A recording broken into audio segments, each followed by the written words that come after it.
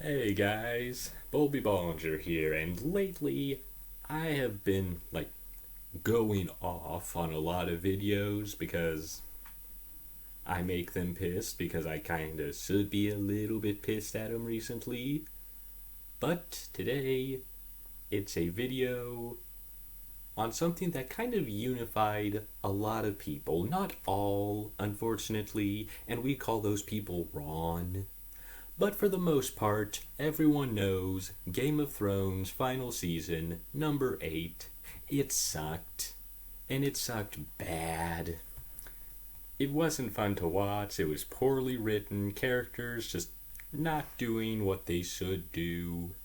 What they would do, I should say. And overall, just a mess. So I'm gonna go into this not pointing out, hey, this is wrong, but rather saying, okay, this was wrong. Now, what do we do to fix it? It's an in retrospect thing, and remaking the series, season 8, not gonna happen. There's not enough money in that. But, hey, George R.R. Martin, he hasn't finished that book yet, so maybe he can fix it for the fans of the book. That thing exists. Now, before I go any further, I should say I don't actually watch Game of Thrones. Never seen a single episode. But from the An Unbridled Rage video that whoever it is that does that unbridled stuff videos, I can kind of get a sense of what the problems are and what the characters are mostly about. Now, if I miss some sort of detail, I haven't watched the show, so that's why, but I'm going to throw my 2 cents in on a couple of issues. Now, before I delve into some of the crap, I gotta say some good things. First of all, the end results, the final decisions that were made, weren't necessarily bad. Like Bran becoming king, that's fine. Daenerys going insane, that's fine. Them flying over the water, that's fine. But it's the path that was taken to get there that was the problem. It was either underdeveloped or just flat out forced. So I'm not trying to fix the results, I'm trying to fix the path to those results. Because they were good decisions had they been built up correctly. Now, some of the legitimately good things I liked, some things that I expected, kind of. Viserion, that youngest dragon, apparently, though I'm pretty sure they're the same age, he had a worthy death. Like, at the time the Night King threw a spear into him, we all thought the Night King was a badass. He had yet to be killed by a girl that he was holding like this. Way to go, Night King. Yeah, way to screw that one up. So, but at the time, we thought Viserion had died by the hands of a badass. And that's how a dragon goes. You don't want him shot out of the sky because someone made a stupid decision that they would never even make in the first place, Rhaegal. They have to go out like a badass. Now, speaking of dragons, Drogon melting the Iron Throne. Now, you guys remember growing up, and you see those episodes of a show where all the main cast is fighting over this one toy or something, and in the end, at the climax, the toy breaks and everyone realizes how pointless their squabbles were. Yeah, early on I realized that Game of Thrones is just an adult version of that. So I kind of knew right away, Iron Throne, it's not gonna last. It's gonna get destroyed. Lo and behold, dragon melts the Iron Throne. Another thing I saw coming, that's not bad. Like, it's not bad that I saw these things coming. It's honestly alright. Daenerys not getting the throne. Like, the moment I saw her have dragons, it was like, yes, he's gonna lose. Because, look throughout all of your media. When in recent history has the person in the show with the most powerful weapon ever won? Like, seriously, they never end the winner. It doesn't happen. It's just, I think it's just, we want hope against people with big weapons. Internally, we want to think that there's a chance that even if someone has that ultimate weapon, that they can be defeated. And that's why in stories, the person with said ultimate weapon does not win, ever. So, I kinda knew right away, Daenerys, she wasn't getting no throne. Now moving on to the things that were really screwed up, botched, poorly executed. Jon's identity. He was both a Stark and a Tyrion or Lannister or whatever the hell he was trying to be. Well, whatever the hell he was, not trying to be. Regardless, his identity, the secret around it, was like the big thing of the show. It was like the biggest driving factor in the plot. And it's finally revealed to everyone, and nobody gives us it. Nobody cares. Nothing happens because of it. Like, how can you mess that up? How do you fix that? Have people give us it. Have all the extra attention, whether it be good for Jon or bad for Jon, reinforce how he does not want to rule because he does not like all that attention. Like, you do that. You make it mean something. You make it not just some stupid throwaway line. And it's fine. Like, I don't know how you can just take the biggest thing in your show and make it nothing. Like, how do you do that? And the next thing up is Daenerys' insanity. Now, I haven't watched the show, so I don't exactly know how much it's been actually building up, but from what I saw from that video, she went from relatively stable to full genocide, just like that. Like, and yeah, her son? I don't know what they are to her. Rhaegal, yeah, he was killed. I guess he was stupid. And yeah, my Sunday ended up dying. I paid $3.99 for her at Dairy Queen just to have her go out like that. And apparently she was a friend of Daenerys's or something, and that kind of pissed her off. But to go full genocide from stable like that would seem a bit unlikely, a bit out of character.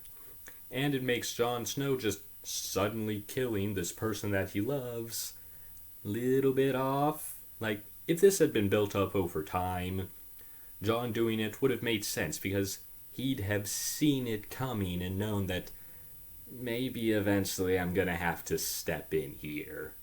And it would have made much more sense for Daenerys to go insane because all my friends are dying. So, it's not a bad decision. It's just, you didn't work it enough. You didn't build it. Oh, and this fun one here. Rhaegal's death. You might have heard earlier in the video that I'm not exactly a fan of how this one went down. So, the situation is, Queen Cersei, or whoever she is, she's got an iron fleet that controls the water. because of those iron fleets, the water is the only place where Daenerys and her dragons don't have an advantage. So if you're Daenerys, you don't want to go over the water for anything. So what do they do in all their tactical analysis, their game plan? Well, they mention the Iron Fleet, but then they're like, and then they just go over the water. And Daenerys is just going over the water like, everything's fine. This is perfectly no. Oh my god. And it's like, ugh, you should be scared of this water. You are not stupid. You are not stupid. And I don't get how they didn't see the Iron Fleet coming. Like, when you pan over to the Iron Fleet, it's not some tiny little sails. It's like, 300 feet away. How did we not see this? Now, how do you fix this scene? Ooh. It was so easy. It was so easy. And the solution was one of the long-running problems of the show that, like, it was annoying, but didn't really hurt anything. Here, it killed them. It really killed this scene because it was the answer. Troop numbers in this universe are just like whatever you want them to be. Right? Battle of Winterfell, the troop numbers were decimated by the Night King. Or they should have been. Like, one episode says they were, next episode they're up to full strength. What the hell kind of quick breeding is this? But if you have it so that the troops stay decimated by the Night King, you can say that because there are so few, and because a land attack would be intercepted, and that kind of interception would leave them with too few people to actually take the castle, that they couldn't do a land invasion. They couldn't take the land route the whole way there. You make it so that it's clear that, yeah, the water route, it's risky. The Iron Fleet could make it go very, very, very wrong, like it did. But that it's still the best option. You have the same results, but now there's a legitimate reason to have gotten these results rather than just we mentioned the Iron Fleet, but we just didn't think they were like, an Iron Fleet when we have wood. We didn't see this coming at all. And if you want to kill two birds with one stone, you can have my Sunday, $3.99 at Dairy Queen, be the head of a scout ship that's going out ahead, scanning for the Iron Fleet. Then you have a part of their crew betray them to the Iron Fleet, and that gives everyone else, including Daenerys up in the sky with a perfect view of everything, a reason to not look for the Iron Fleet because someone else has it covered.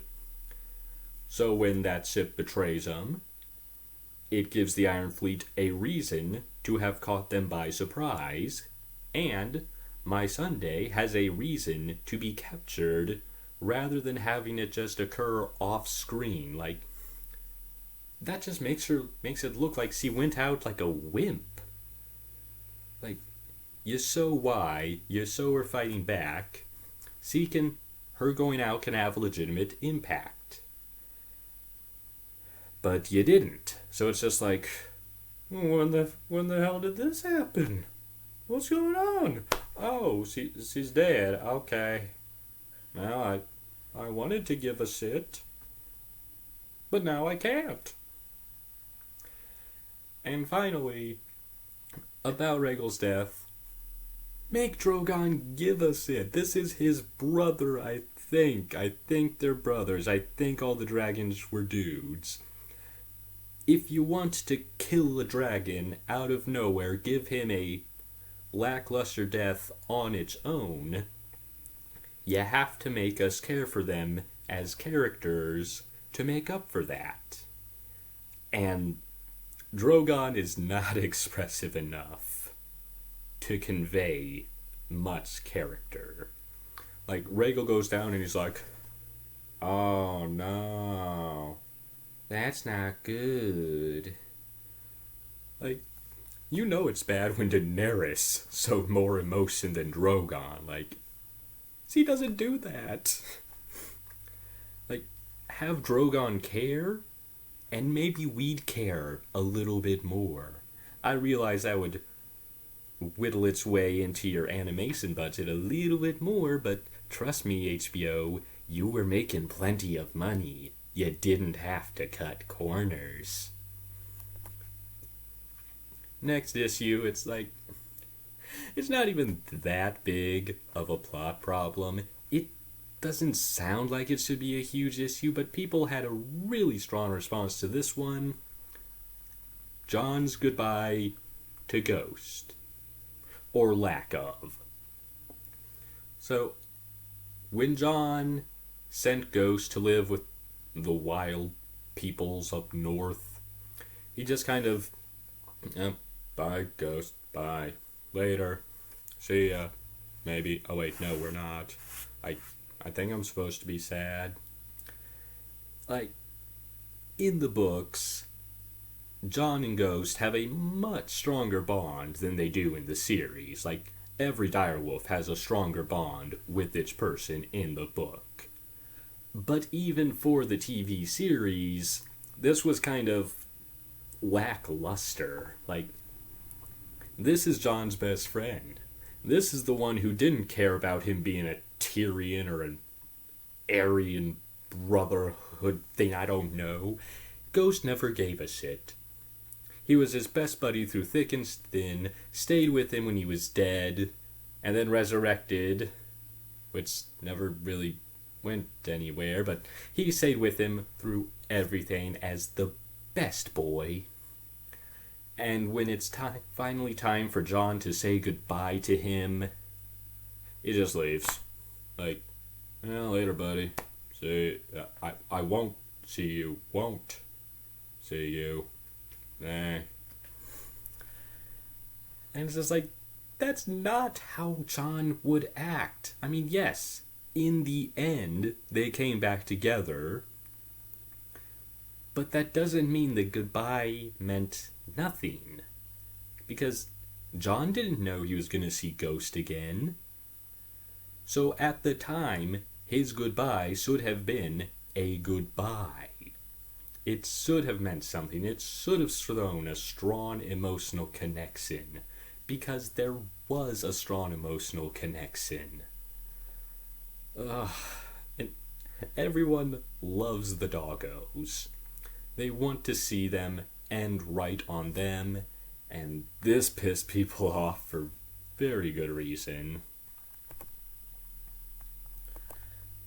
Final issue, Bran is keen. It's fine for Bran to be keen. I have no issue with that wheelchair-bound dude. He's fine. As keen, it would be fine. If he did something. Like defenders say, well, you can see little hints he dropped. No, he didn't do anything. There's no reason for him to be on the throne when everyone else has done more. Like, yeah, he can see the future. But he never looked into the future and helped us get to the point we're at now. Like, you want to know how to fix it? How to give Bran a reason to be on the throne, to have him do something important? Have him look into the future and find the best way to take King's Landing.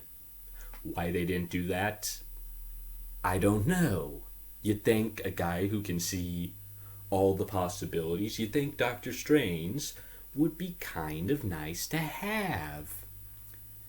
But they just don't use him. So have him look into the best way to take King's Landing. Have him see that the land route will not work and that they have to go the water route instead. So now, when Dany loses Rhaegal and my Sunday, she's always losing my stuff, she will be real pissed. Like, she'll have a real good reason to go insane because this dude looked into the future, saw my best friend and my kid get murdered brutally in front of me, and he's told me this was the best way. That's not cool, bro. So, yeah, that would send her around the bend pretty easily. And it would maybe give John more reason to kill her because it's like, she's really pissed off at my little brother. And she's burning all these people that even she thinks are innocent. I'm probably going to have to do something here. So, it would make her insanity seem more realistic. When they do end up taking King's Landing, it'll seem like, yes, he did something. He made this plan that was when we were unlikely to win. He gave us the plan. He gave us the way to win. He has a reason to be on the wooden wheel throne. That's what we have now. Wooden wheel thrones. Like, yes, maybe even after that, some characters have more claim to the wooden wheel throne. But at least now Bran has some claim to it. He's something, he's done things. It's just like the end results of this show weren't necessarily bad. It's the path they took to get there, the lack of attention to detail, the just disregard for the characters, just ruined any chance they had. George R.R. Martin, or Tolkien, whichever one of you is writing Game of Thrones, please fix what they did. Please put in the details because Game of Thrones fans deserve a lot more.